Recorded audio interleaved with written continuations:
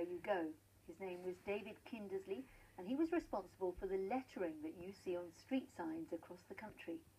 He was born 100 years ago near Hitchin, the son of an army major, but it's what he achieved during his years in Cambridge that made his name.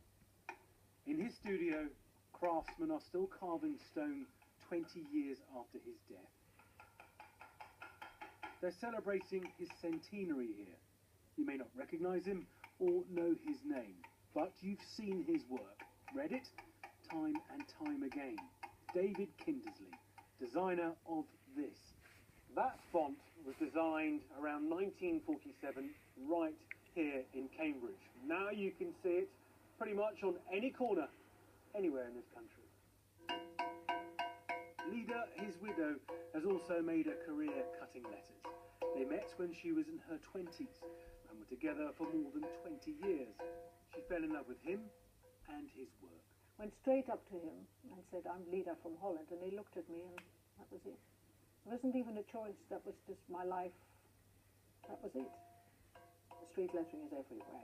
You know, go and look in your own street. Do you have a Kindersley? You probably do. You know, most villages and towns have chosen from the Ministry of Transport catalogue. They've chosen Kindersley because it's by far the most legible and it's elegant. It's lovely. Trumpington Street's cut from wood, the very first sign. Red Lion Square, the very first cast in metal. But he was known for more than just street signs. A design classic, the British Library gates amongst his work. There's a lot of work throughout the world where David did, you know, big lettering in New York and Japan, Africa, even Kenya. You know, it's everywhere.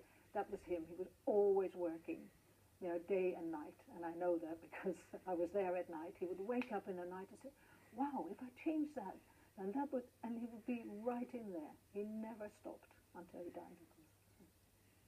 What you've got to get here is this rhythm and these little points here. Apprentices now follow behind him, Lida passing on his skills. 2 decades after he died, a man whose work is all around us lives on. Mike Cartwright, BBC Look East, Cambridge. See, I never knew about No, it. I never knew that. Alphabetician's a good title too, isn't it? From day one, it's been controversial. There was a petition demanding its removal. It's been daubed with paint more than once. Now a respected art critic has added his voice to the debate about the sculpture known as the scallop, perhaps you say the scallop, on the beach at Aldborough in Suffolk.